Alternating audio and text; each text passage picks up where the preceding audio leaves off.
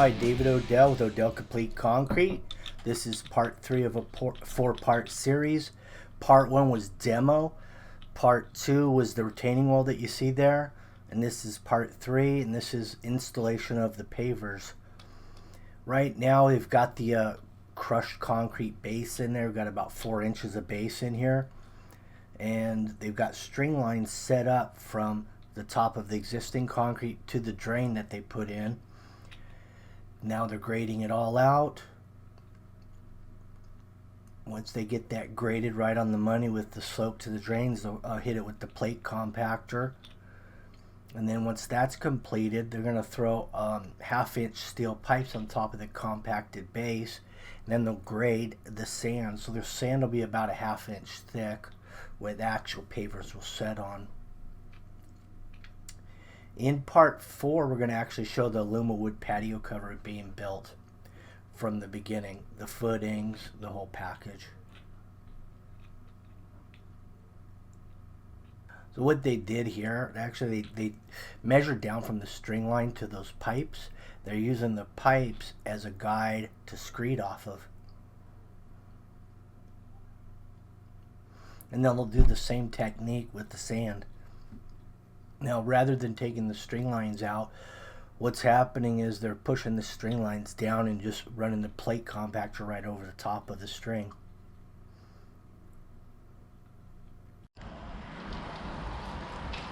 Okay. Check. Okay, so what you saw me doing right now was I was getting the border pieces perfectly aligned against the foundation, perfectly straight, so I can start setting in all my border pieces down this area. And the other main point to that is so that once we start laying out all of our pavers right down this way, everything will be straight as long as we follow that string line. Everything else will lay out perfectly straight after that.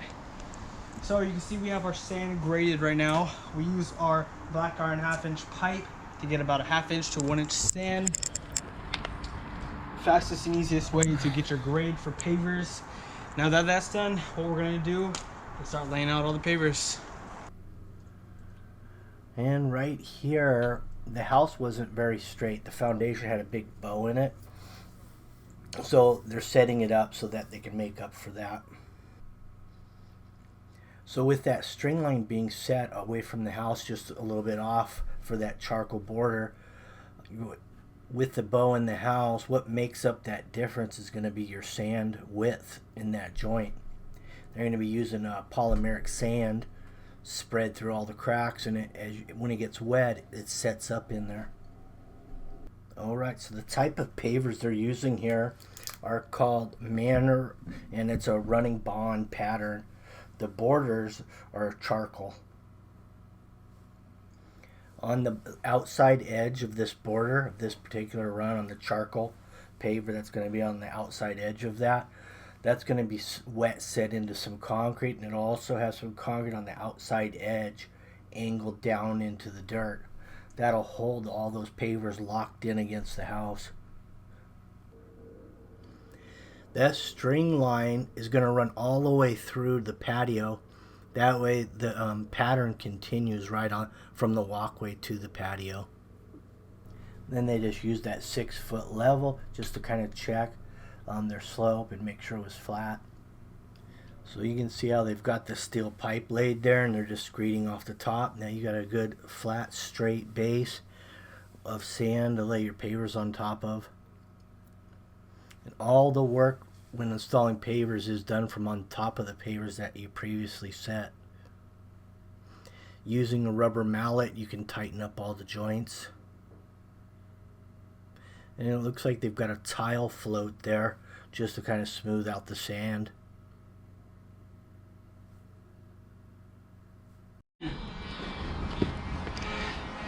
Alright guys, we're laying out the paver pattern right now.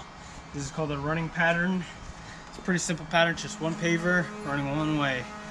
If you look down this way on the string line right here that we set, oh, almost fell off into the sand. But here, check it out, come here. So if you look straight down the string line, the yellow string line, all the way to the end, it's one straight long line. And how we got that was, first when we were setting the patio over on that side, when we were setting the patio over there, all we did was we measured off of it, or actually we measured off of it for our border pieces, making sure that it could fit with the one string line, and went off of that. Got that perfectly straight, and the rest comes straight as well with that.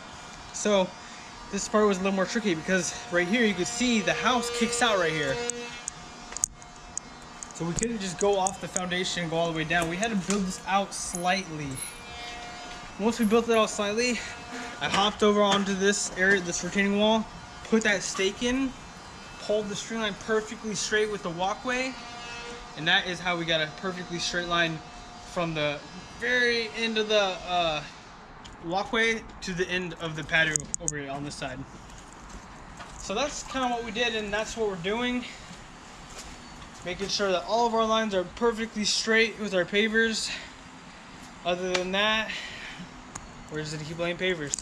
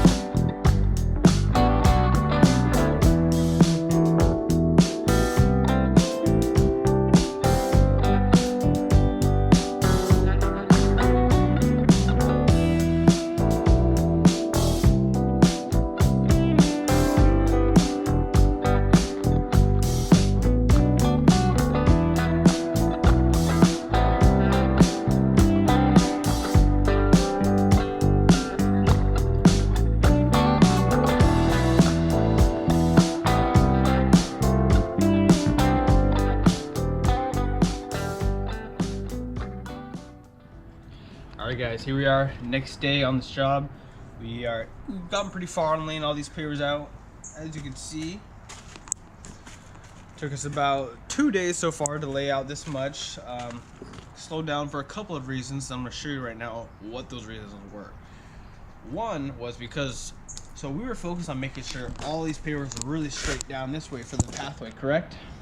That was like what we were really focusing on, this whole pathway. But once we got over to the major paver patio area, one little detail that slipped up on us was this little detail right here. Making sure that the pavers are exactly 6 inches on center, every single one.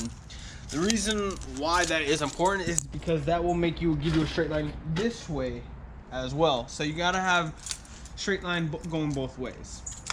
And there was one little detail that we slipped up on yesterday that we had to go back and just kind of re-straighten everything out.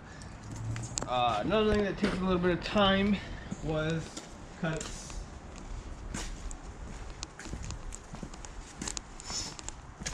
Just small little cuts in these areas, all these little pavers right here, getting the right angles, you know, making it perfectly on this little 90 off the house. Just stuff like that. So that takes a little bit of detail and timing to get right. Let's see what else. So for the rest of the day, we're just gonna be laying out these pavers, getting the rest of the pavers installed. We do still have to do a little more cuts around the posts. We have to get the borders in, but we should be able to get all of the pavers laid out today. But as you see, the job's coming together. It's looking really good. We got the charcoal wall, charcoal pavers. We're gonna have our this is actually manor pavers with the charcoal paver border. So it's all really just coming together real nice. So yeah, we're gonna get to work. So basically the lines in both directions are going to be straight. Even though it's every other line coming from the house to the fence, it's still a straight line.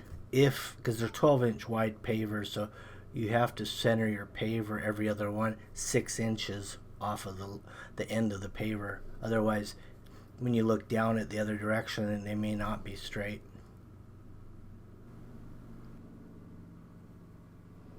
Well, that's the beauty of pavers. There's really no mistakes. You really can't make a mistake on pavers because you can just keep moving them indefinitely until you like how they lay. That's why it's so DIY. So at this point, it's just a matter of laying one paver at a time until you get to the end. Now, meeting up against this irregular retaining wall, it's going to be a little tricky because there's no straight edge at the bottom. So most likely it's just going to have to be made up with the polymeric sand, all that space there between the bottom retainer and the paver. This little seat wall retainer, it's only retaining probably 6 inches of dirt, so it's really not a retainer at all. I guess you could say it's just a seat wall.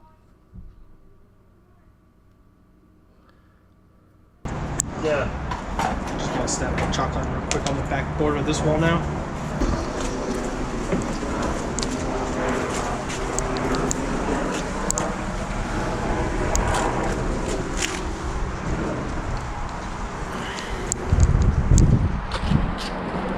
Okay, I'm gonna snap it. Ready?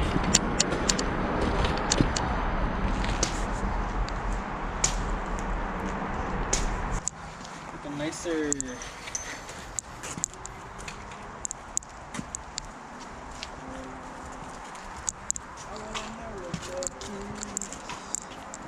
Let's get the clear coat. Alright, check this out. Here. Clear marking coat. This will get your red chalk lines so they don't disappear when water hits them. Super helpful. We need something to say that, yeah. And here's how you make sure you don't get on your other pavers.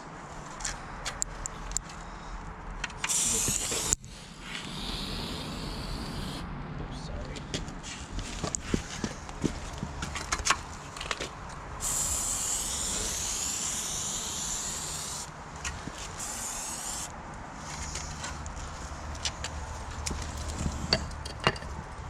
Okay, now the hard part. Oh, my God.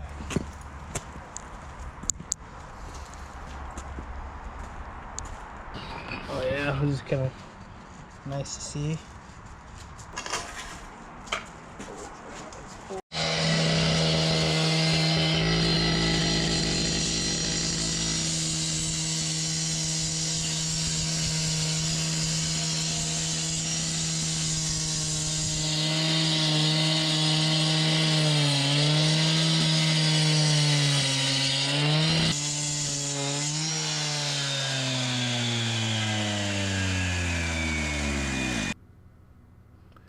Alright, so that's a nice clean cut.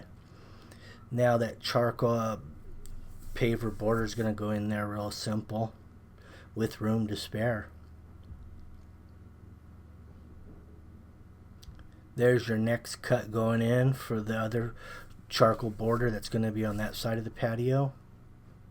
Also, another border is going to go on that walkway. So they're digging out the excess sand, getting down to the hard base, putting some concrete in there, wet setting them. Then they're actually bringing the concrete up on the side of the paver to really lock it in. Alright, so we have completely finished up with the pavers. Besides the sanding, we still need to sand and do a little bit of cleaning. All the pavers are in, borders are set. You can see there's a little bit of residue here still though. That's why we're going to be doing some deep cleaning on these pavers today. Once the pavers have been deep cleaned, we will sand them. But you can see there's a bunch of little stains everywhere that we just got to hit and clean up. So what they're going to do is pressure wash all the pavers first and the seat wall, wherever some of the residue from the saw cutting, basically what stained it. So get all that off, and then it'll be ready to put the polymeric sand in and plate compact it, get it all flat, and vibrate all the sand down into the nooks and crannies. And then when you put a little water on that type of sand, it hardens up in there.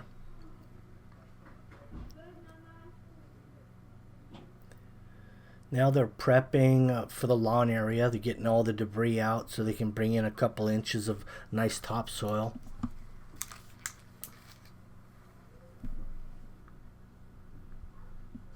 All right, so we just compacted the pavers once with some cardboard, going over the pavers. Cardboard to protect the pavers so they don't get too damaged, and less chance of any breaking or cracking once you start using them. So what we got to do now is we're going to start sanding. Check out, this is the polymeric sand that we're going to be using.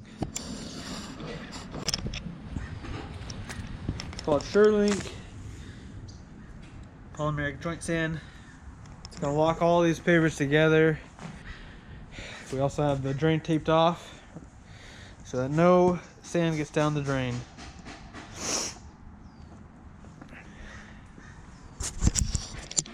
And we do have our face mask on because this stuff is pretty dangerous to be breathing. So these are nice and heavy duty for us, so keep us safe. So basically what they're going to do here is lay a thick layer of sand over the top. That'll act as a barrier from the plate compactor scratching or cracking any of the pavers. Then also they're going to use cardboard underneath the plate compactor to help cushion the blow to the pavers. They do sell a mat that can be fastened to the bottom of your plate compactor, but they're about $700. So by using cardboard, you can get the same effect, just a little bit more work maneuvering the cardboard around while the plate compactor is moving.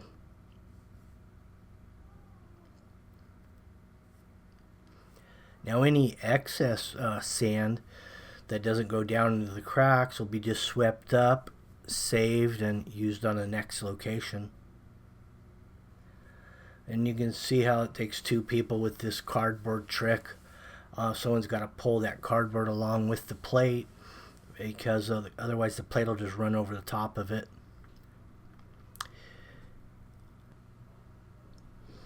Yeah, I'm just thinking maybe like a doormat. You know how they got rubber doormats? Maybe you could rig that up to fasten to the bottom of a plate compactor, possibly. Something like that.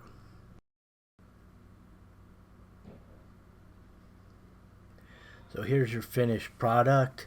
You can see the sod's already in, the Marathon 2. So this made a nice transformation from when we first got here in part 1. This is actually part 3, but huge transformation. And now we do have the final part 4 after this, which is the Alumawood freestanding patio cover there. That'll actually show the footings, the whole works, top to bottom. Drip line in the planter bed area behind the seat wall. Here's all your control valves and timer around the corner, kind of out of sight.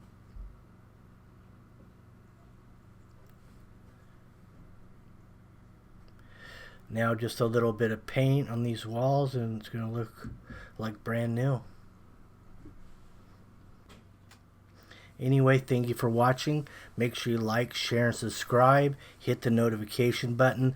That way you'll be notified on our final part 4 to end this series. Thanks for watching. Have a good one.